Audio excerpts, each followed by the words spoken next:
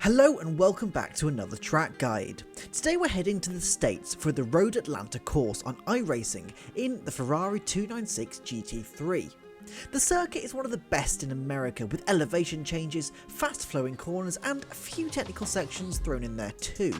So in this video, firstly we'll go through how you can master this legendary track before speeding it up and seeing a hot lap driven by a professional esports driver.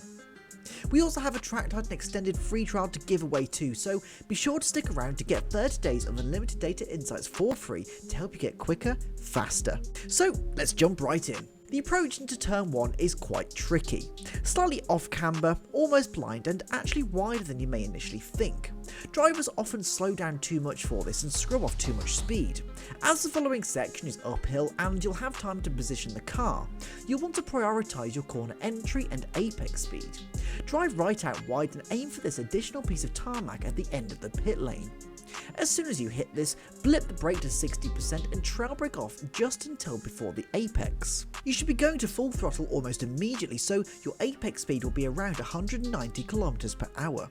Try to avoid the apex curb and keep the throttle in on exit. The next few corners are in quick succession, so avoid going to the exit curb and steer the car back over to the middle of the track. As turn 3 is a tight and unforgiving corner, you'll be prioritising it over turn 2. So steer into the corner just before the crest of the hill, but start braking just before you reach the apex itself. You'll want to initially blip the brake to 30% to rotate the car more towards the apex.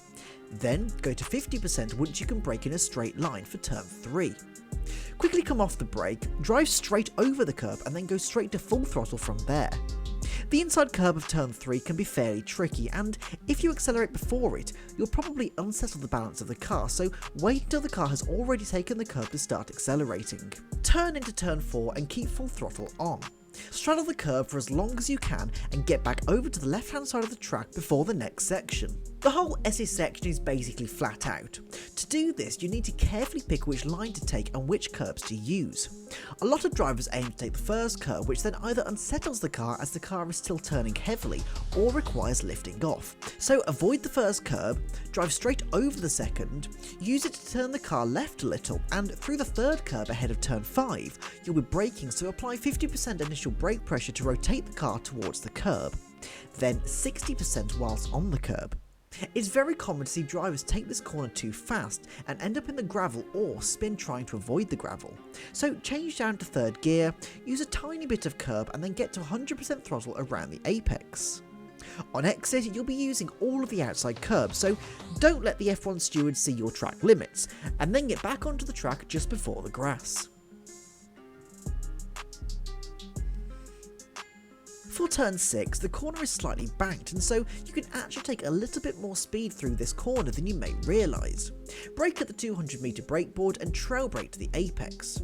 Due to the camber of the corner, you should avoid the inside curb, and because you're now going uphill, get straight to 100% throttle from the apex, and then brake at around 70% pressure for turn 7. Change down into second gear, use the inside curb and get straight to 100% throttle at the apex. Use all of the outside curb to maximise your run onto the straight.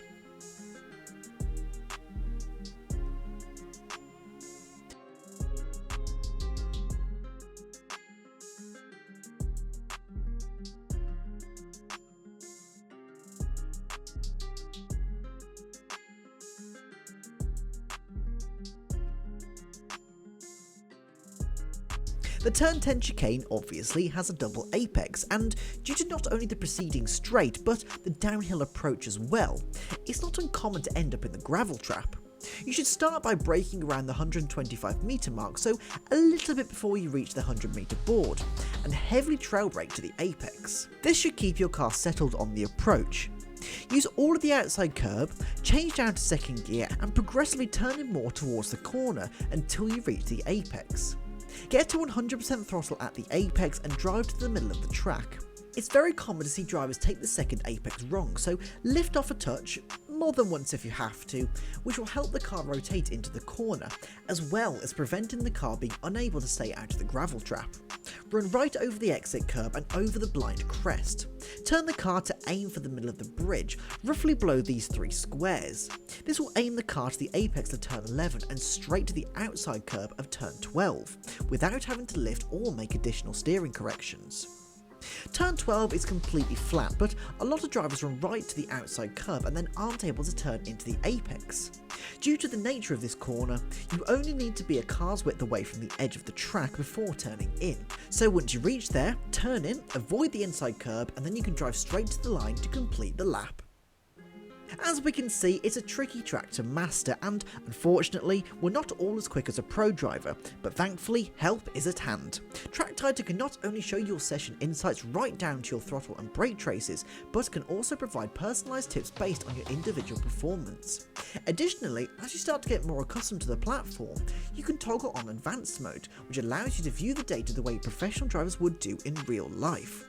By signing up to TrackTighter with the code ATLANTA-TT, you can get 30 days of unlimited data insights for free to help you get quicker, faster.